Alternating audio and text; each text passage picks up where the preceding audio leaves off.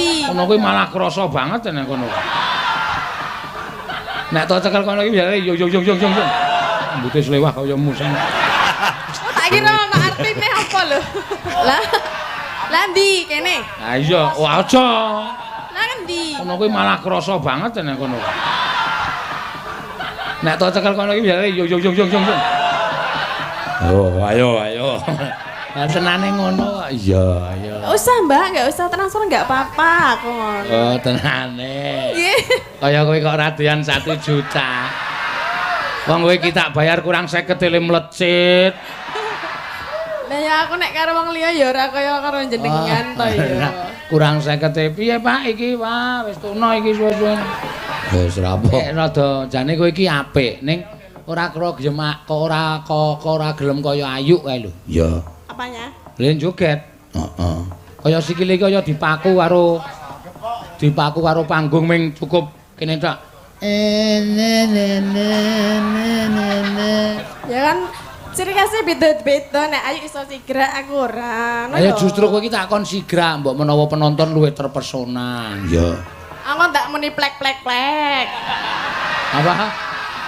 Apa ndak? Piye? Ndak muni plek-plek. Apa wis disetegas-setageni kok muni? Ya mbok menawa muni liyane? Ayo mbok. Aku iki senengane ngono. Kowe iki muni ngono kowe wong biyen ndek opek apa njaluk kates ning nggon aku kae ya ngono. Ngapa? Ayo Pak niki mateng kula senggete ya. Ya. Ning sing mateng bae lho. Nggih niki mung siji kok. Barang disengget saka njero suarane kok bluk-plek. Lho kok loro tin aku. Siji kok. Coba sing mentah kuwi senggeten. Bluk-plek. Suarane lho. Apa kuwi? Ayo wetengmu kuwi. Iya. Iya. Wah, rengu enten sesideman. Ya sesideman ya rengu ya kena. Sritenan nang pasir. Heeh. Kabeh lisae muni kabeh. Oh, kowe iki ana wong dibombong sindet kancane kok kabeh lisae kok. Kaya kowe iki ora akrab karo Lisa kok njur Ora iki dicetak. musuh iki jenen karo aku. Napa niki? Sesideman. Oke. Nah, si Deman. Nggih. Oh, kalih Bapak Pak Sigit. Oh, Mas Giono iki saking Polda Metro Jaya. Nggih. Oh, Mas Giono iki mau wis Mau sesideman. Deman nggih Oh, wis. nggih, ajeng bawa napa nembang? Rasah kuwatir kowe nek karo Mas Giono wis disiapke nek ra dikai dit ya dipestol ndasmu. Apa duwe pistol? Weh. Ya ngece kowe. Pestule dobel kuwi. Kok double? Jenengan gadah pistol, Pak? Gadah. Gadah. Gadah. Mbok kula tak ndelok. Isin. Hah? Mboten angsal. Mboten dibeto. Mboten. Oh, ora digawa kok. Pistol dinas karo pistol pribadi. Nek dinas? Nek dinas ki tuar ngono. Pribadi? Nyawa suda siji. Nek pribadi? Nek dinas ki nek ditor nyawane suda siji. Ya nek dinas tor. Aku rak meng ngomong dinas ton. Tuar nyawane. Kan ada dua. Ah, iya. Yang pribadi? Nek Nambah. Calang wangun tenan. dalang wangun tenan. Nek rak wis ana wiraswara ana sinden ki jane aku perlu bawa. Oh iya. Ya, Ya ndak dikira aku bawa mung mergo disawer. Nek ya seneng jane. Ya. Ya kadang kala konjo seneng jane ora. Lah kuwi pamundutan saka kowe, apa pamundutan sing liyane saka HP mau? Nggih niku wonten podang kuning napa tembang kangen sing pundi? Podang kuning nggih. Podang kuning. Podang kuning. Ya iki karo kowe ngaturake matur nuwun karo bapak-bapak panitia iki hari menyongsong Sumpah Pemuda. Ya, kula ngaturaken matur sembah nuwun sanget. Dene kula kalian rombonganipun Pasenon Nugroho saged katimbalan wonten mriki. Mriki ora meriki. Nggih, wonten mriki. Iya. Dados mugi-mugi ingkang dados pangajeng-pangajengipun panjenengan sedaya saged kinebolaken dening ingkang akarya jagat raya. Saiki wis mulai rada wangun to. Ra ketang rasane kaya nguntal watu. Cepet kau pejajeng. Nek kata-katane mulai ana kata-kata basa Jawa krama. Ya, tapi yo apik tenan iki dadi pelopor ngono ya, Pak. Pelopor piye? Ya engko Sumpah Pemuda kan kuwi mengumpulkan dari berbagai suku. Iki sing nonton ya ora mung wong Jawa, wong Betawi ya ana, macam-macam agama ya macam-macam, ya Islam ya ana, Kristen, Katolik kabeh ana ning kene. Jadi mugi-mugi ya dipersatukan dengan onone wayang kulit, Pak. Amin. Iya. Ngono ya, Mak. Budaya itu benteng terakhir kita dalam hal pemersatu. Ya, mula kudu diajeni tenan budayane iki ya. Budaya tata krama, budaya unggah-ungguh, budaya bermasyarakat, budaya berumah tangga iki macem-macem. Dadi nek nggunakake budaya iki mesti halus. Ora bakal ora nggunakake budaya ya mesti kasar. Ya, ngono ya, Mak. Mula iki pelopor kagem Depok iki perumahan pertama sing ana. Ya, betul. Nek ndelok sejarahe mbiyen kan ya apa sing sadurunge kuwi wong Kristen zaman Belanda zaman tekan kene. Kuwi Kristen, wong Katolik. Terus saiki akeh wong sing do transmigrasi ning kene ngono lho pendatang akeh. Dadi akeh banget macam-macam wis kaya Taman Mini Indonesia Indah. Iya, Indonesia Mini. Iya, Indonesia Mini. Kok Taman Mini. Ngono kuwi sing dikersake panitia mula wengi iki ade matur nuwun dene sing dipilih awake dhewe ya, Sa. Nggih. Ya, karo ngaturke podang kuning. Monggo, monggo. Nadyan wujud temong peksi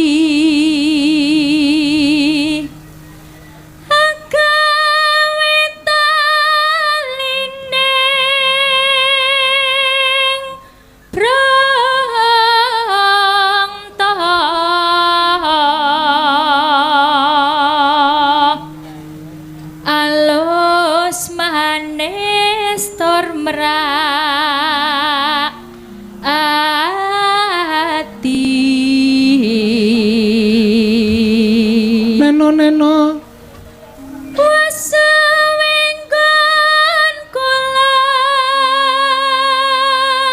lono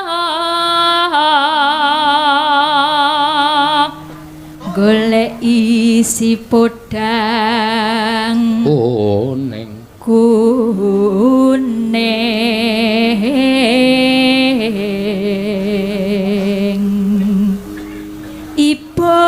bunga hengatiku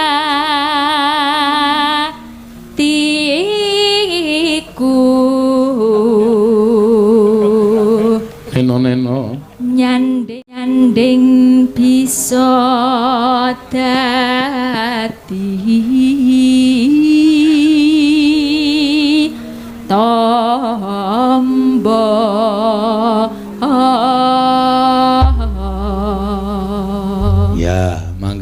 esok awan yo esok awan ning omah wis ora krasan uyur-uyuran golek sing tak sayang bengok-bengok golek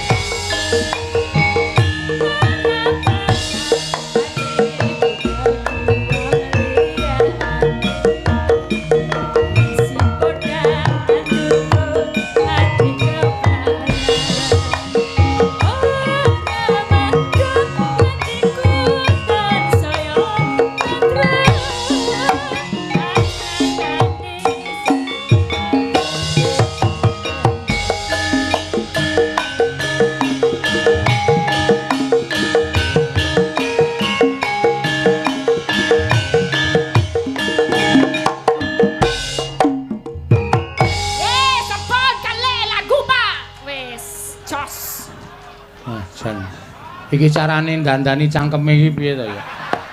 Lah piye? Iki nek ndi papan anggere rampung iki tak kon harus wes rampung, Pak. Ayo lagu Pak Jos. Iya, ayo ciri khase ngono kuwi wis. Bocah ra iso leren tenan kok iki nok wis. Nggo leleran ki nek anggere kena lelara masuk angin terus gletak ngono kae wis. Ming leren nek urung ya ora bakal leren. Iya. Iki mengko kowe isijin karo aku medun bar gara-gara arep ndi? ngoyak pesawat. Oh, ngoyak pesawat. Aku ya tau nek ki ngoyakan kono mbok nganti lempoh nek kecekel aku. Tegese ngoyak pesawat ki ngoyak jam ki bali terus esuk arep pentas meneh. Oh, ora bareng kanca-kancane. Ora. Ayo wis ben ra apa-apa wis nengke men tekor mbok men. Iya. Ya ora apa-apa ya, apa ya, Mak. Ya matur sembah nuwun Mbak Elisa. Ya, saiki genti sapa? Sing nyuwun anu entuk layang-layang kuwi didhisikke no. Ya. Mbak Ayu sik, mengko sing karit nganu Mbak Ayu, Mbak Tatin. Ya. Mbak Ayu monggo jumeneng. Ya yo. Kula dibengoki ya, Pak. Kula dibengoki. Dibengoki muni piye? Lah niku. Ah piye maksude? Nggih dibengoki. Lah niku, Pak. Ora apa-apa ya. Ku saking ngefene karo kowe kok ya. Iya. Ora usah wedi. Ya dibengoki iki biasa. Aku dibengoki mabur malah ora dibengoki njukan. Padake manuk emprit. Ya.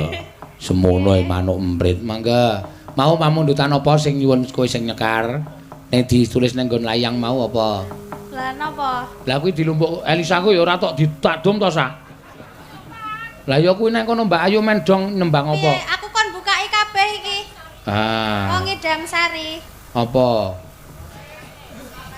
Nah, mau didumke nyiji-nyiji aja dilumpukke ngono kuwi. Ha kuwi ya. Oh, sik. Apa kuwi? Ngidam Sari, Mbak Ayu Purwalestari. Oh, Ya. nggih. Lumayan, Cak. Ha iya. Mangane becak mumpluk kowe. Mangane becak nggih. Mangga. Ya, Nyidam Sari. Nyidam Sari mangga. Inggih, Pak.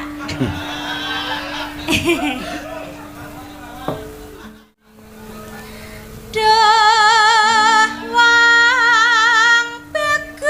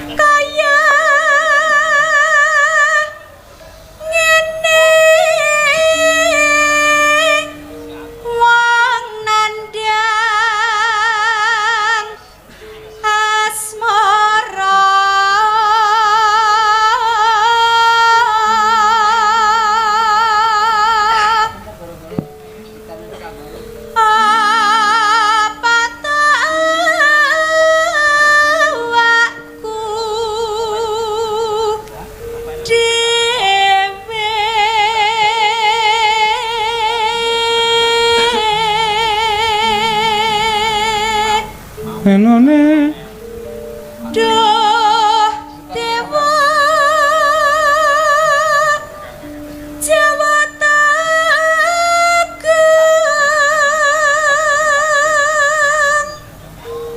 welas samring mami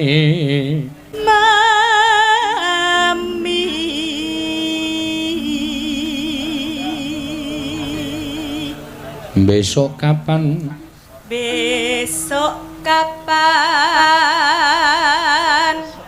katakan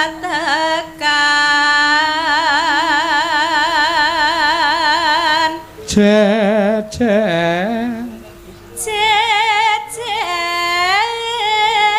lan wong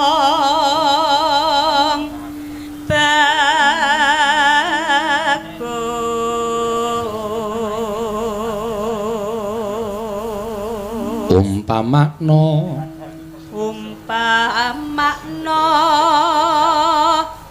nah kodho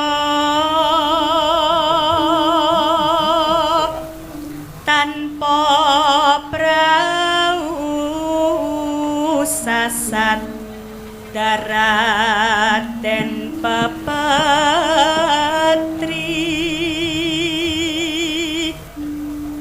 ngidam sari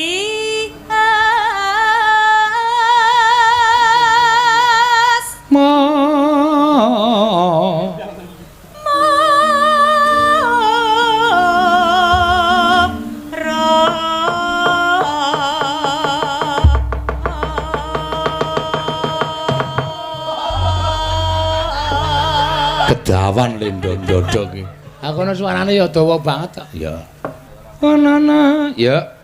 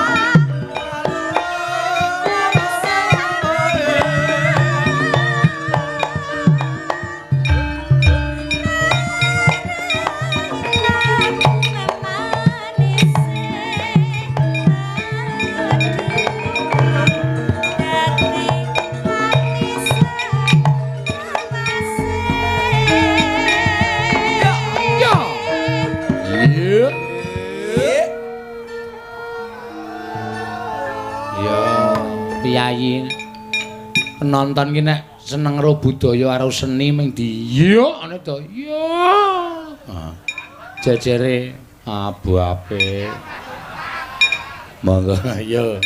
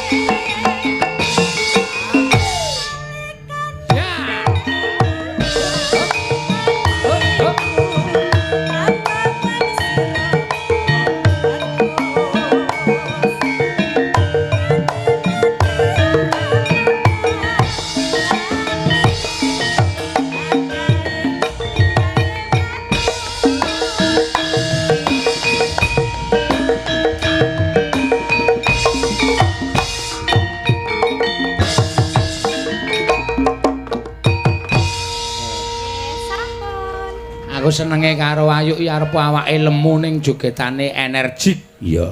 Melayu rono, melayu rene. Delokke wong karo gila-gila. Panas. Nyenengke ya, Mak. Iya, ya apik ya. Matur suwun, Mbak Ayu. Kula betah nggih. Ha iya. Sritenan Iya. Pokoke anggere nyambut gawe total iki mesti penonton ki mesti apresiasi. Ya, ngono ya, Mak. Iya.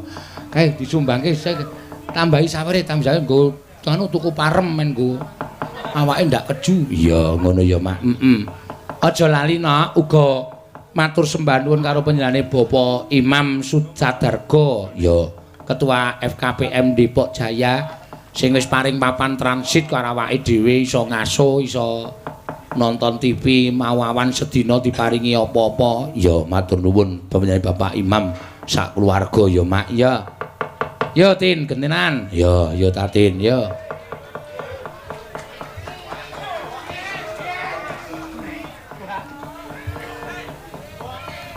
Iki ya lagi naik daun no. Ning gandeng awake semut. Ning gandeng awake semut daune petril. Iya. Anjlok panggunge mak gudu-gudu. Ya ora apa-apa, Mak. Sentimen. Sapa sing sentimen? Kanca-kanca ya. Ya ora sentimen itu ki memberi apa jenenge iki? Apa? Iringan nek carane penyanyi spot. Ya. Masa sepate ngono lho. Lah ya sepote ngono ki delok-delok awake kok. Nek Awake kurang piye ta? Ika kuwi awake kaya ngono. Ya. Kuwi medun ya paling ora dinaik spot. Wah kuwi wangun. Nek kuwi arep disepoti kaya ngono ya ora wangun ya sepoti ya ming dream diglundungke kuwi. Iya. Mbok rahasia-sia ngene ya apik lho, ora lemu banget kok. Hah? Ora lemu banget. Sing kandha sapa? Aku. Ora lemu banget ki mergo tok stageni kuwi kok. Kowe iki nek ora nggo stagen ya wetenge kewer-kewer ra karo. Ya ora. Demes ya iki. Demes apa? Ayo, nek nggo mlaku banter ngono mak plek. Apa plek? Ah wetenge iki mak ceplok. Ya ora apa-apa. Nek didandani pancen ayu bocah iki pancen luar biasa no. Aurane sing den ki ana lho sing didandani malah elek. Oh. Ono ya, Mak. Ana nek preman malah utawa biasa malah ayu ning barang didandani malah njuwowok ra karu-karuan ana. Nek Tatin ki nek di kowe nek nonton pamirsa ki anggere muni ya Tin medun keploki ra ngerti asline. Wow. Ku nek ngerti asline. Wow. Lah napa? Cantik kan? Cantik. Cantik. Iya. Iya. Saiki nek nyandang wis modis. Wah iya. Nganggo kathokku jag-gajeg. Oh iya. Sepatune sepatu ket. Wong sikile ukur 41 kok nganggo patu ukuran 37. Ah iya. Masa matang sih. Halo, tes. Nah, kowe nek nyekelme kok aja bongkote. Lah ndi kene? Ha iya, aja. Lah endi? Kono kuwi malah krasa banget nek kono. Nek to cekel kono iki biasane yo. Oh, ayo. Lah senane ngono kok. Iya. Mbak Tatin saka Sentolo Kulon Progo. Iya, ngono ya, Mak. Wah, biyen iki melu aku ya urung iso apa-apa no. Iya. Saiki ya urung iso padha wae. Ha iya, Nes. Saiki wis jos. Ya, iya. Diaturke. Nembang apa pamundutan sing Niki dene mau ngamplok. kathah sangat deh Pak, enten WA saking Mbak Deta. Putrinipun Pak Imam. Heeh. Nyuwun prau layar. Oh, enggak terus. Nggih, terus niku wau enten Rengu, enten Gubuk Asmara, enten Fragmen. Ras. Enten Ora tuku kaset, wis rasakno kuwi. Iya. Yo. Yo. Rasake. Ben sempal cangkemmu ayo. Terus piye? Ayo dituruti kok terus piye? Nek ora tok turuti sing nyuwun-nyuwun sing ora iso tok aturke kuwi balekke. Lah balik. Kuwi nek tok tampa duwite ora tok turuti karam tok pangan ra dadi daging. Lah sing enehi sing endi? Ayo mbok takokno mengko. Niki kula rengu mboten saged ngaturaken jam entek niki sinten kok ora ana wong maju keke. Kok tak umbuke sik tak engko tak keke esuk-esuk piye? Haram. Hah? Haram. Biasa. Iya. Apa sih? Apa? Njaluke pau layar e. Ayo sak arepmu. Iya. Oke. Kok bar prau layar apa? Nyatane Elisa mau pindho ya ora apa-apa. Kowe pindho piye pindho kowe? Mbok ya nek pin. Ya. Niki napa perahu layar? Lho bocah iki piye to ya? Masih kan enten rengu nek 2 kali ya piye? Ya ora apa-apa kok ya wong wis nyambut gawe kok. Perahu layar wae ya. Perahu layar wae engko bar perahu layar terus bawa apa daturke. Ya. Nggih, rasa nggo bawa nggih. Rasa ya ora apa-apa. Perahu layar kagem keluarga Pak Imam. Ya, mbangane Bu iso Imam. ra iso transit kowe. Nggih, wau pun dinunuti bubuk. Nah, awang kok nek nganti ra tok aturi, badhe tanesu omong bapakne. Ya, mau Pak Imam. Oh, Mbak anu sinten entuk dandan anu salin ning jero kamar tati ning teras wae modal. Oh, ajeng transfer 1 juta kula bilang, "Enggak usah, Mbak, enggak usah transfer, enggak apa-apa." Aku ngono. Oh, tenane. Nggih. Kaya kowe kok radian 1 juta. Wong kowe iki tak bayar kurang 50 tele mlecit. Lah ya aku nek karo wong liya ya ora kaya karo jenengan to ya.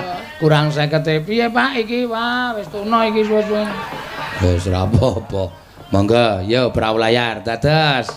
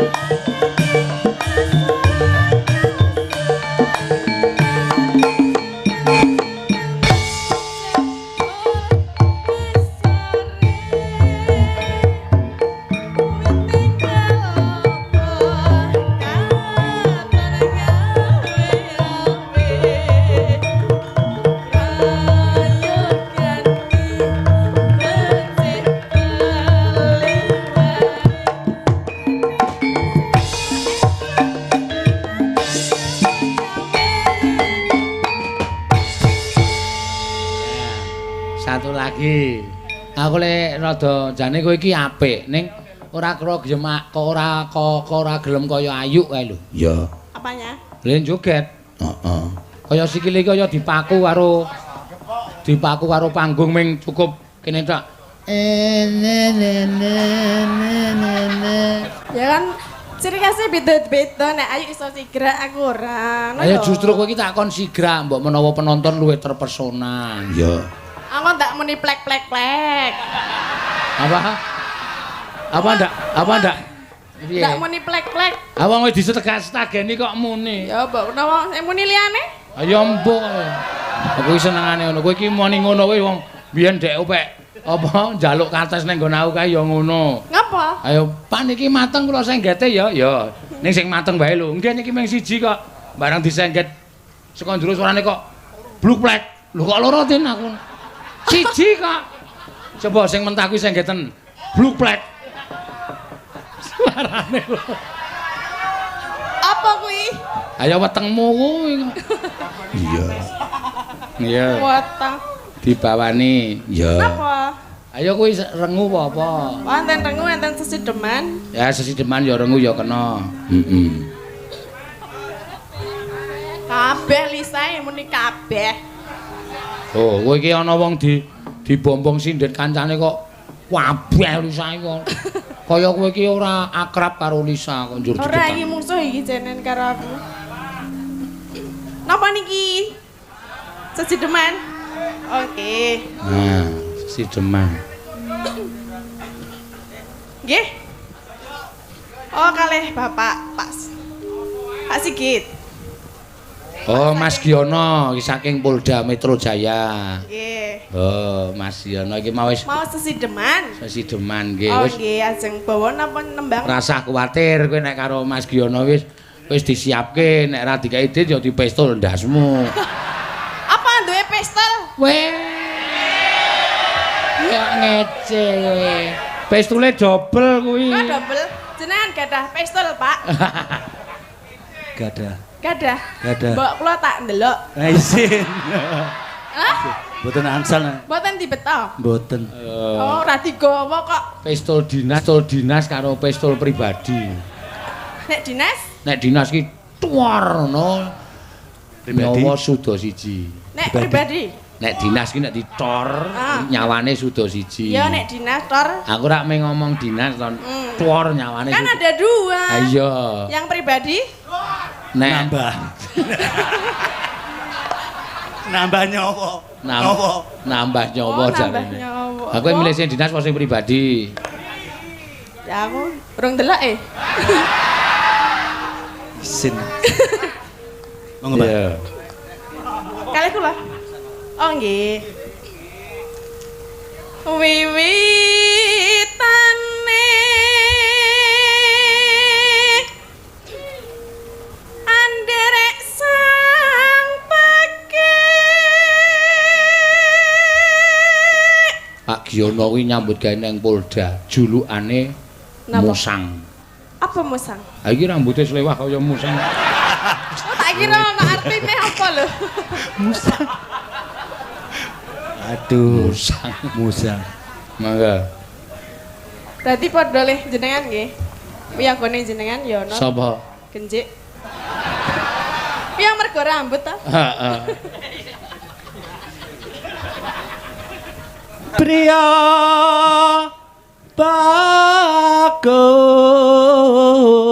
bagus kang olah budaya. Oh. Dadi aja dumeh, aparat iku ora mung kejem, kuwi ora rejane ora kejem. Nyatane dia berbudaya. Iya. Beliau bisa nembang. Suaranya juga bagus ya. Juga bagus. Iya. Ya. Ah. Waduh, aku gur muni suaranya bagus langsung. Aku ngerti kowe iki modus. Suaranya bagus langsung. Matur nuwun nggih, Pak. Ah. Ayan. Sesal ke ngendi? Bingung ya, ngendi ya? Ora kene tak sesal kene. Jono. Kula napa jenengan, Pak? Sowan menyang kutha gedhe.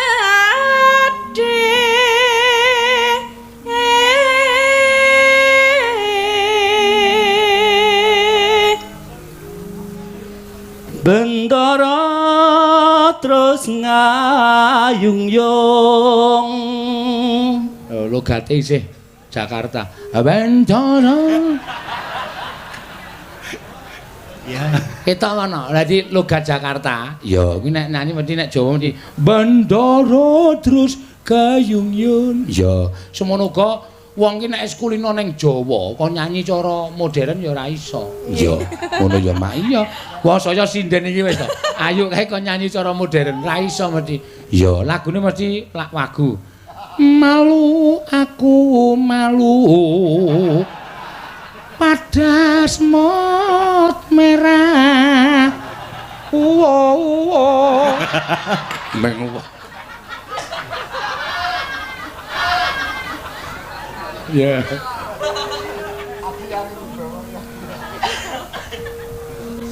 Selendang kuning Kang Sangki. kang saking wukir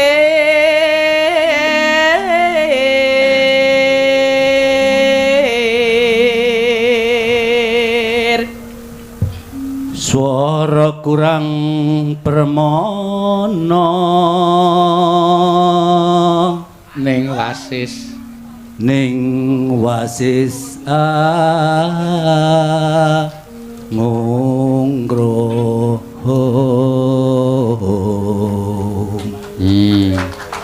Isen. Mboten apa-apa Mas. Jauh, Pak. Sae kok Mas kok isin dos pundi? Boten saisin. Polisi kok isin lho. Isi di sini ya. Hah? Isi di sini.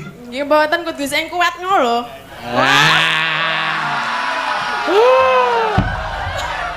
Oh iki modus iki. Lah piye ta? Aku sampean kan oh ya tak alem terus iki. Ayo, jajal lho. Kowe tok alem terus ngene jet. Kowe anggere entek. Wah, jan sae lho suarane klek-klek. Wor. Lusut. Laguna ya le njaluk.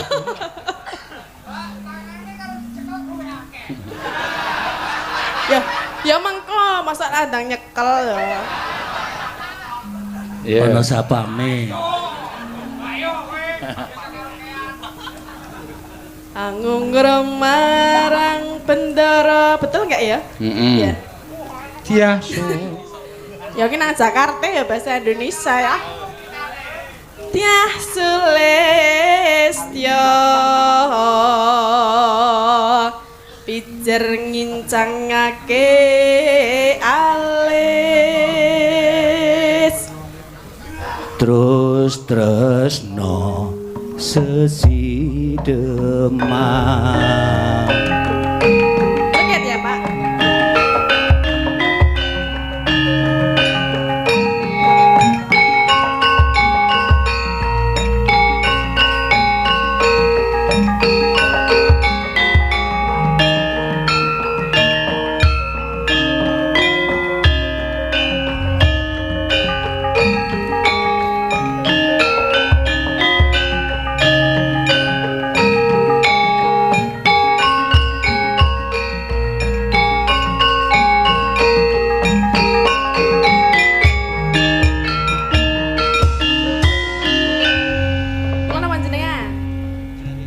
Oke.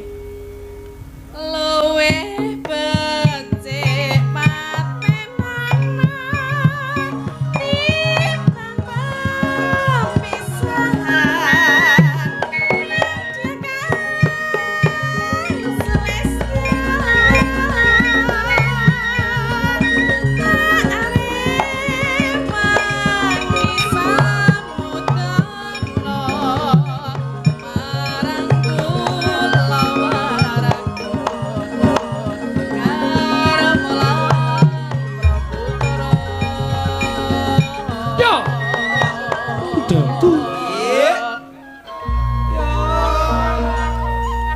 Lewat Lewat tenging alismu kedua gangan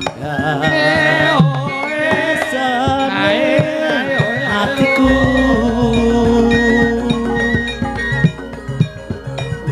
najan wis lingsir yos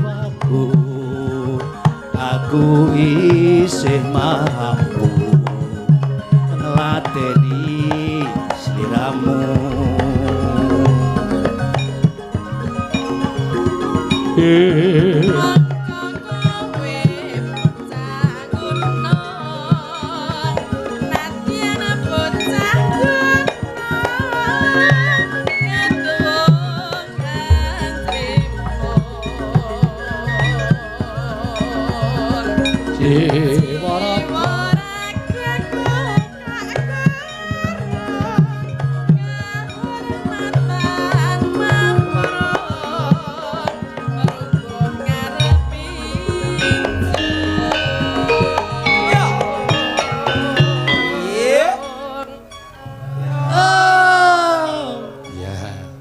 Enak.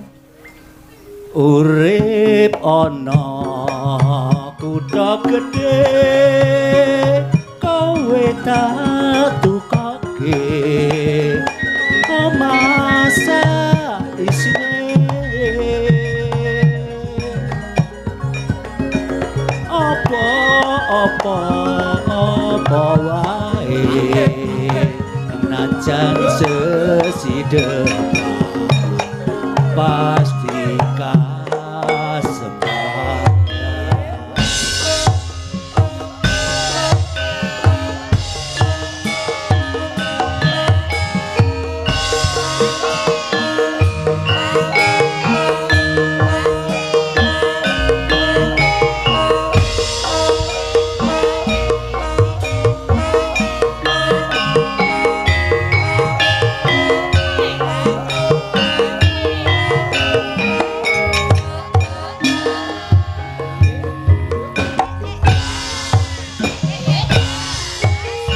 Luwe becik patenono timbang perpisahan ringkas kang sulistya tak rewangi samudana marang kulawarga dan pisan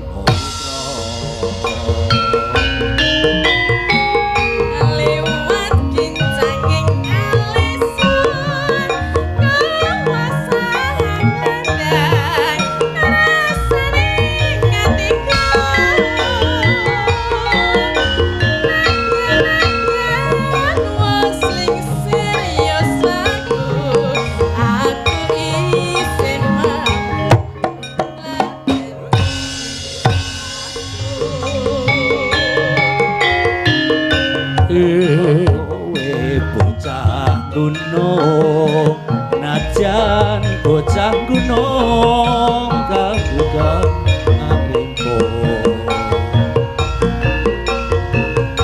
jiwa ragaku tak kurung benebatan mamprong dino karo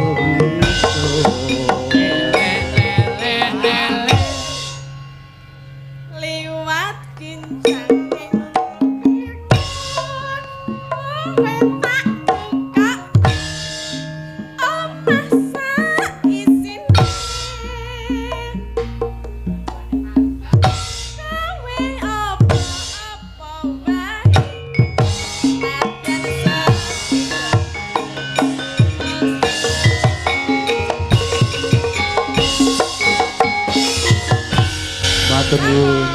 Matur suwun Mas Gio. Sritenan nang tasih